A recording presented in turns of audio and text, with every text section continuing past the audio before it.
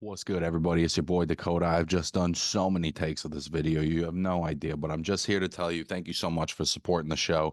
If you like what I'm doing, subscribe to the channel, leave this video a little like, leave it a little comment. If you're an audio person, leave me a little 5 stars, maybe leave me a little review. Whatever you can manage, it all means a lot and it all helps. And go ahead and check out all the links I got in the description to support both myself and whoever the guest is this week. I always try to make sure that I leave links in the description so that you can follow the fighters once the show is debuted. And I hope you enjoy this episode.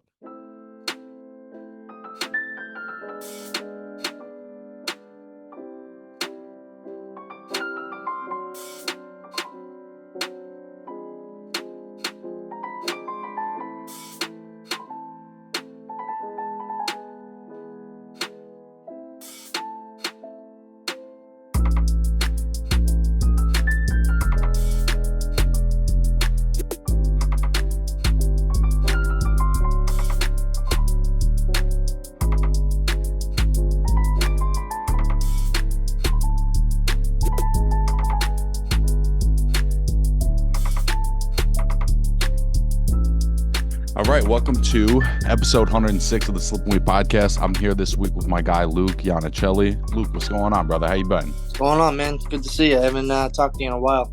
Yeah, it's been a long time. You were on the show a while back. Yeah. But we recently got a pretty big announcement as far as your career and your next fight. It was announced that you're going to be fighting Nico Ali Walsh on ESPN on Top Rank.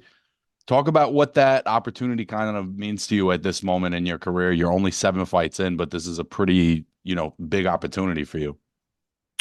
I mean, it's huge, man. This is what you work for. I mean, I've been boxing since I was 13 years old. So, um, you know, sooner or later, a moment like if you want to do this, as a career or you want to see where you stand in the boxing game, sooner or later, a moment like this was going to come. So, um, we got this opportunity and I'm all in, uh, I'm excited for it. I, I think that I'm stating the obvious here, right? His grandfather is perhaps the most influential athlete in history. Activist. He was a legendary figure. Yeah. Does that in any way play into it for you? Like there is a part of me, not as a fighter, where I don't know how it wouldn't be in my head.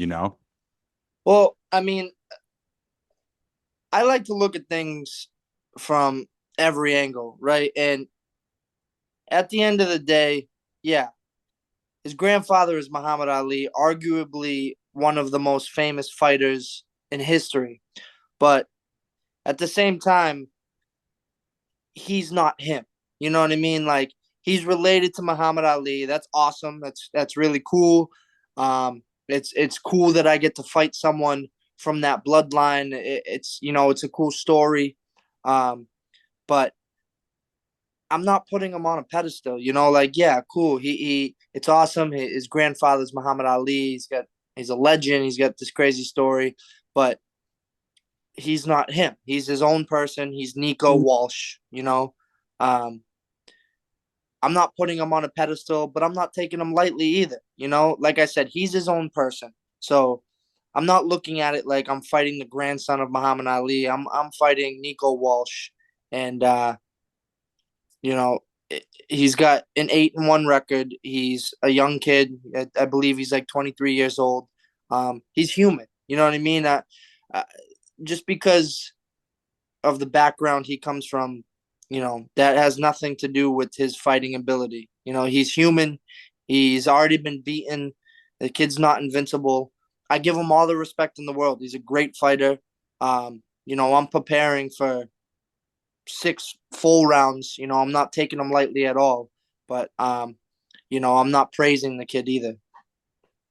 What for you in your mind is kind of the bigger challenge on this fight? Because he is a big puncher. I think you're moving up in weight, right? But so there's the fight itself, and then Yeah. there's also the magnitude of the event, which is probably a bigger event than you've ever had to perform in for before. Like, what's the bigger challenge for you personally? Honestly, I think just the bigger challenge is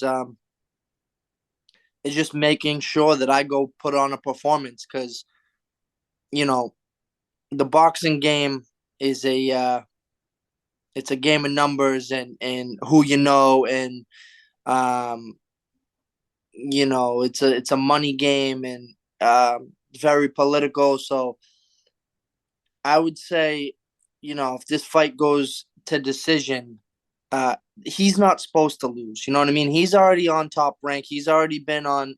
He already has all these connections. He's the grandson of Muhammad Ali. Um, so I need to make sure that I go in that night and do what I have to do. If it comes down to a decision, I need to make sure that there's no question that I won this fight. It's not so much who he is and being on TV, and once you get in there, I don't hear anything. Everything gets blocked out. You don't hear people. You don't.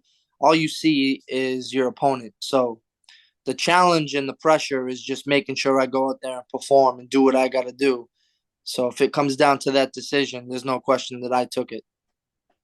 I also think too the kind of club circuit that you guys are coming up in, where there are pretty big audiences. Like you guys have a very in the New England area, there is a really Mhm. strong club show circuit. And I think about, I had the pleasure of commentating your pro debut, and there's not a lot of people that have that level of noise and excitement when they're making their pro debut. You know what I mean? And you came Yeah, out, there was a lot of people there for you. Do you feel like those moments have helped to prepare you? Like you're not just going from 0 to 100?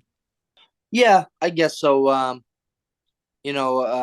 Definitely thinking back to my first pro fight. Um, I was even surprised at the amount of people that came out to support and show love. So I'll never forget being in that locker room and hearing the people cheering before I even walked out, and saying to myself that there's no way I'm losing in front of all these people. And so I think as each fight came, and I had like a loyal group that would come out. Um, definitely got me used to that kind of pressure and feeling being in that ring with everyone uh, cheering for me. So it's all experience. Every single fight just adds to the resume of experience as far as anything that could go on in that ring. The cheers from the crowd, getting hurt in there, learning how to take a break. Like every single fight adds to your experience. So um, I'm sure the nerves will be high when I'm walking out there, but every fight's the same. As soon as that first punch is thrown, it all disappears, and you're just focused, lays it in. It's been a cool progression to watch from you, bro. Just literally from going pro to 2 years later, you're fighting on a platform like this. And I remember that first fight, you were so aggressive. And then last year when I saw you, um, you were moving your head, you were boxing real nice. There was a different kind of side to your game that I think you showed people. Is that something you've developed through your career, or is that just something you're now getting to, showcase as you fight better guys and stuff? I think a little bit of both. You know, there's things that like I said, I've been doing this since I was 13. So there's things that I feel like I'm pretty well rounded in different areas of the ring. Uh, I guess it just depends on how much I focus on certain things in training camp. Like moving my head like that, like I was doing in the Lowell show, is something that I've always like tried to practice and emulate, kind of like that Tyson style, like low, moving the head side to side.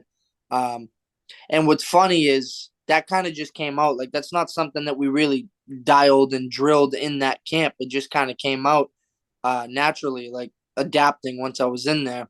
So it's a little bit of both. I think I don't think I've shown even close to the skill set that I possess in any of my fights.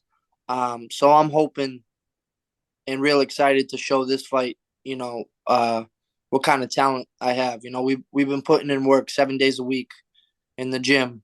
So I plan on going into this fight, in the best shape of my life and ready to do the full 6 rounds at 100 miles an hour. So I'm excited to like showcase, what I can do. I think one of the things that comes with fighting either a famous fighter or somebody with a famous name is unfortunately a lot of the media narrative around the fight is going to be about him, right? That's kind Yeah, of of unavoidable, course. which is part of why I wanted to have you on, right? Like, can you just paint the picture a little bit for um where you're at, like as a person and as a fighter? Are you somebody that has to work a job still? Are you somebody like what are the circumstances of how you're coming to this moment? Because we know he doesn't have to work a job. He doesn't have to Yeah, do those things. yeah, man. I'm just like a typical fighter growing up or average person, dude. Like I work a 40 plus hour. I work 40 plus hours a week, normal job. I bust my ass. I come home, um, get some food in. I go to the gym, come home, make some dinner, go to sleep, repeat. So I don't have the luxury of just waking up when I want and relaxing and getting my recovery in and being ready for the gym. I'm just a you know regular kid, regular blue collar worker. Um, so it definitely adds to the motivation.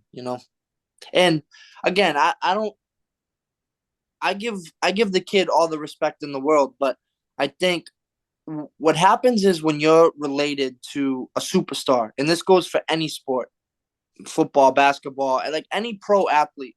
I think what happens is when you have someone who is a big star, a legend, or a big name in the sport, and then they have a kid or a relative, anything.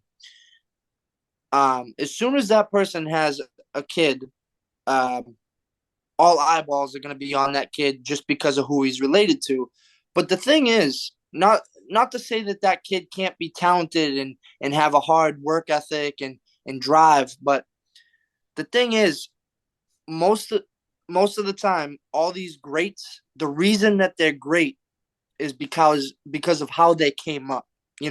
How they were raised, how they came up, what they went through. And again, not to say that the relative can't have a good work ethic and have talent, but you know, life is going to be a little easier when you got someone that came before you to make your life easier. You know, um, you kind of lose that grit and that motivation. Like, what am I fighting for? Um, and then when you got someone like me, like I'm a regular kid, came from regular family, regular mother and father working. So I know what it's like to work 40, 50 hours a week, bust my ass, go to the gym, be exhausted, have nothing. Um, and you have a reason to keep going in that ring. You know what I mean?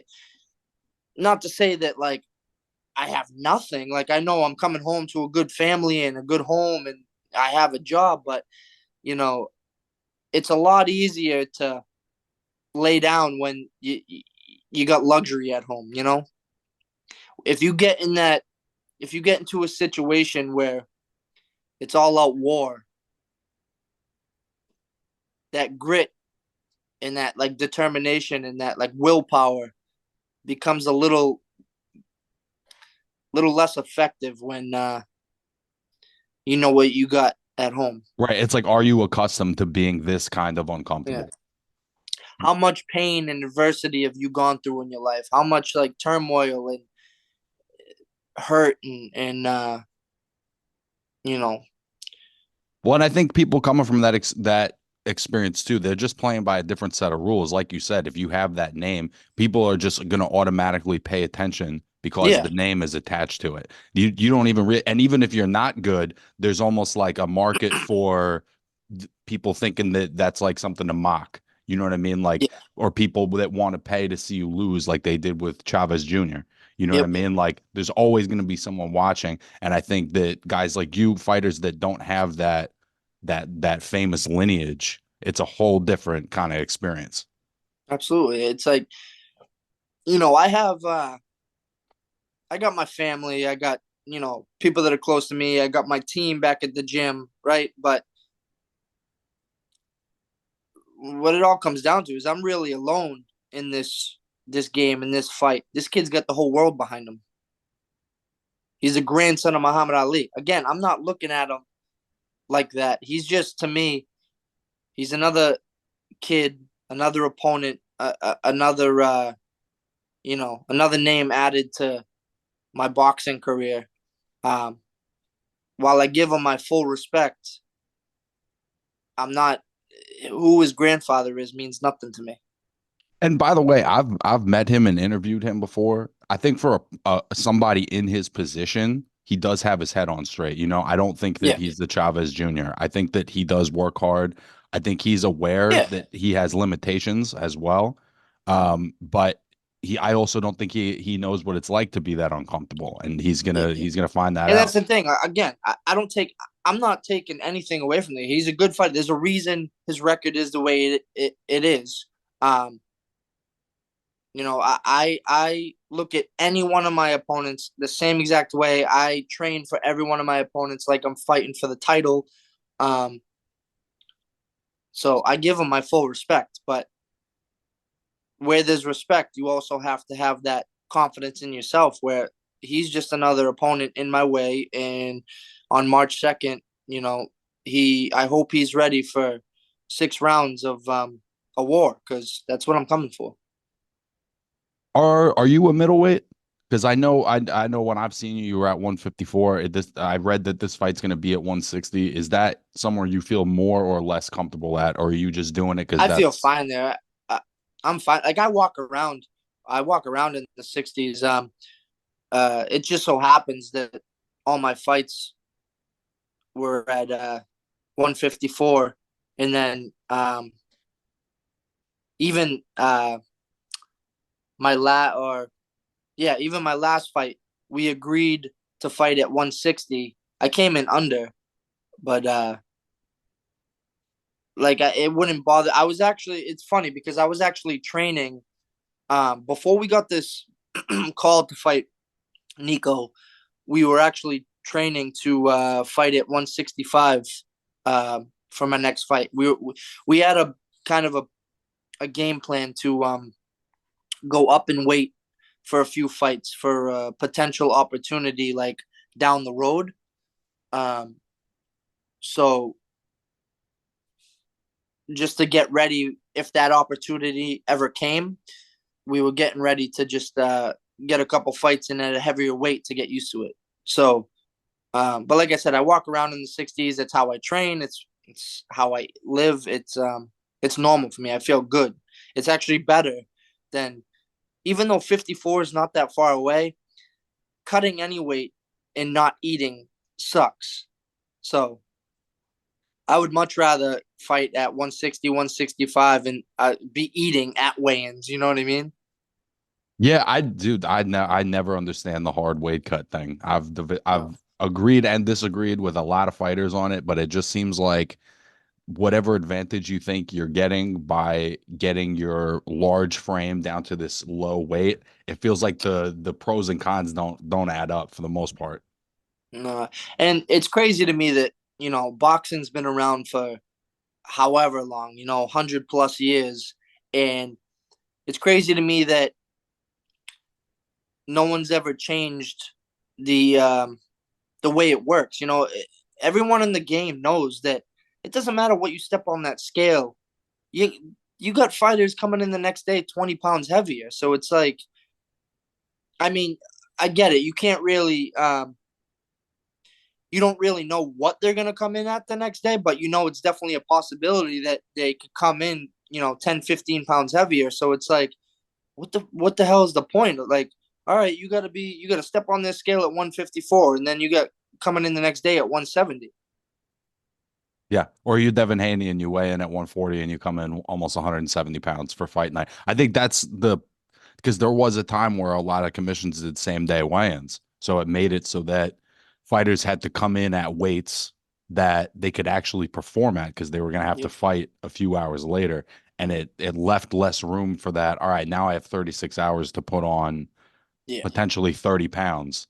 So I think that's the argument for same day weigh-ins for sure. definitely. And look at any great fighter, they're not exactly cut. I don't think Canelo Alvarez cuts a lot of weight. A lot of the greats, I think, and some of Well, I that's think talent, but I think aside from his talent, I think that's why Mayweather did so good his whole career because he fought at what he walked around at. You know what I mean? He didn't cut weight. He didn't do it. Like he trained, he fought. There was no cutting weight, nothing. That's why he was always on point.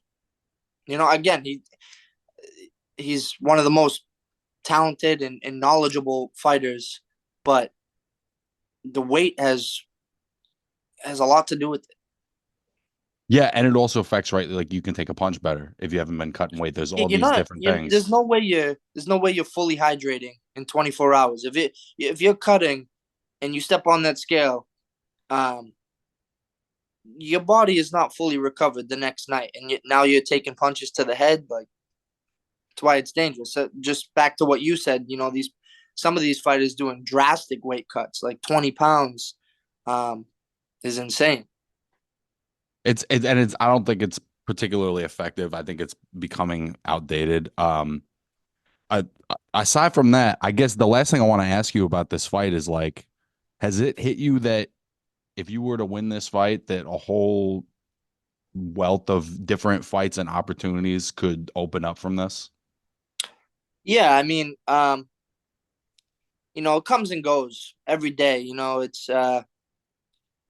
some days I'm like, oh, holy shit, it hits me like a truck, and then some days, um, I'm real calm about it, and I try not to think about you know all that extra stuff. I just I'm thinking about it like I said to you before. All this is another fight, another opponent. I go to the gym every single day and train at 100%, give everything I have, and we're gonna go in there and do what I know how to do. Um, I said from the beginning, I never want to lie to myself in this game. You know, I don't want to duck anyone. I don't want to have this like crazy career and at the end of it ask myself the question like, am I really as good as I'm paying it out to be? Did I really fight good fighters? Did I fight a level of competition that um, makes who I am in other people's eyes like true? So if I lose any fight, I told myself it's never gonna be because I'm out of shape.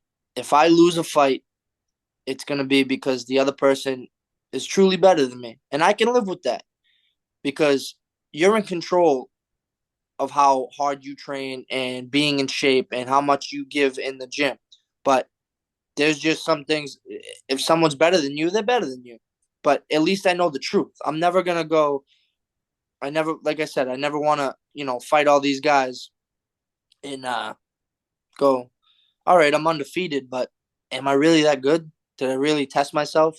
Um, and I think Nico is a perfect opponent to step onto this stage. You know what I mean? He's the perfect opponent to, catapult me into this next section or next level of my career. He's like I said, he's 8-1. He's not invincible. He's a young kid. I believe I have more experience. I'm sure he's been around everybody his whole career, but I've been doing this since I was 13. I know I've only been pro for 2 years, but I got so many years of sparring, so many different guys at different calibers. Um, I got confidence in myself. I'm putting everything I have into this camp 7 days a week. So I think come March 2nd, we're gonna get, we're gonna get the decision that we want. And I think you guys have a great style matchup too. I think it's two exciting styles. I think it's going to be a great fucking fight. And I think that if somebody's coming in with no context, you guys are going to be like the surprise of the night. Yeah. Um, I I guess I'm wondering too, what are some of those gym experiences that give you confidence? Like, who are some of the guys? Because there's a lot of talent in New England and New York area. There's a Um, lot.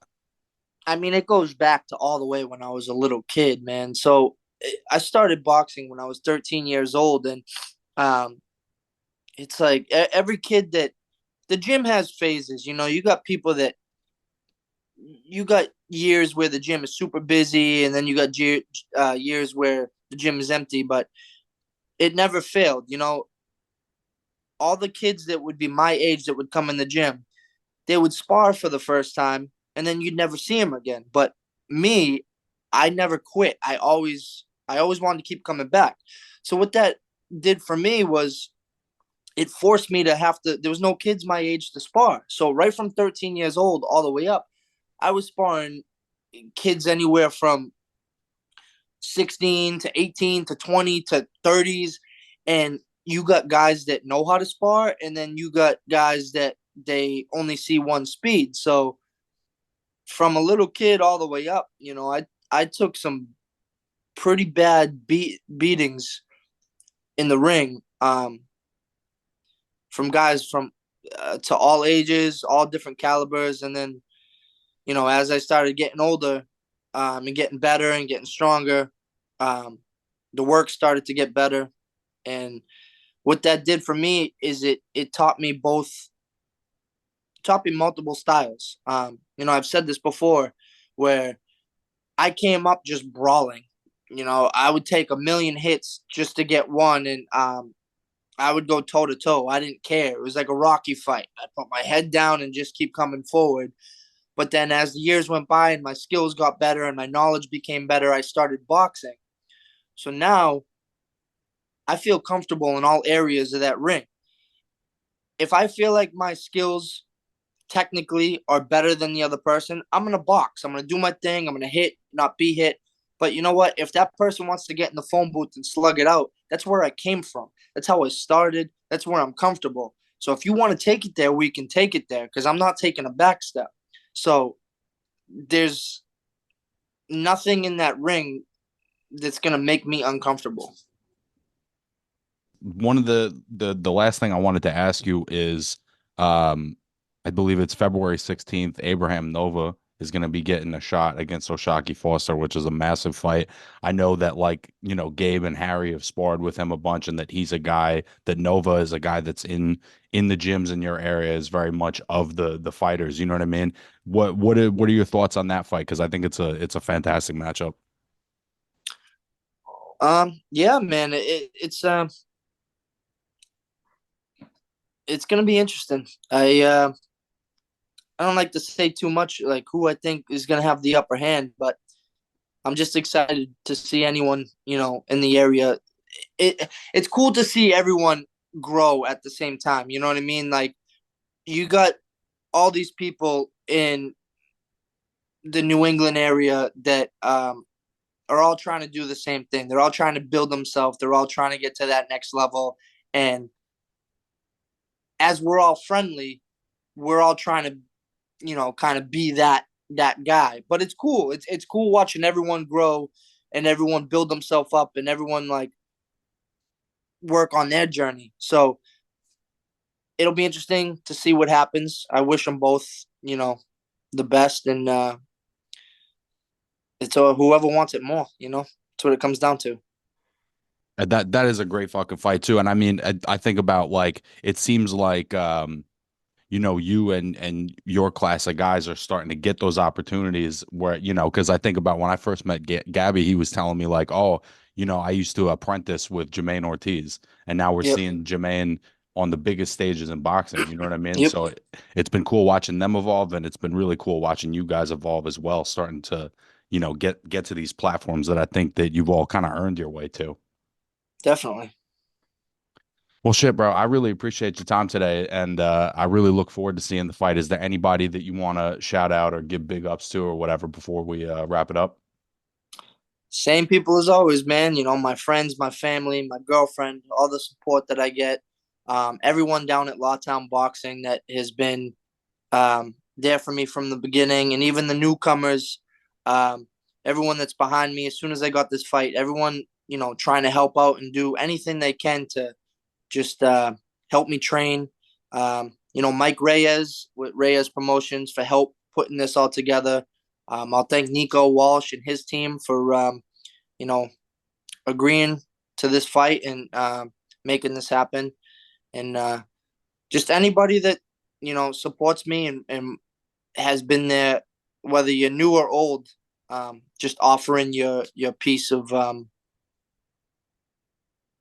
you know kind words, just wishing me nothing but success, because I appreciate it all. I don't forget any of it. Like I said, I'm a regular kid. I'm a nobody. I'm just so all of it is really cool. This is all just one big experience. Every single day, every fight, every like moment is it's like it's going in my storybook. So I don't forget any of it, and I appreciate everyone. Appreciate everyone that's kind of coming along with me on that story. Like you, everyone that has me on any podcast, any sort of promotion, it means a lot. Well, shit, bro. I'm excited to see it, and I think you're a hell of a fighter, and I'm excited for the boxing public to get to see what you can do, man. So good luck. Thank you, man. Appreciate it. Take All right, care. my guy. We'll talk soon, buddy.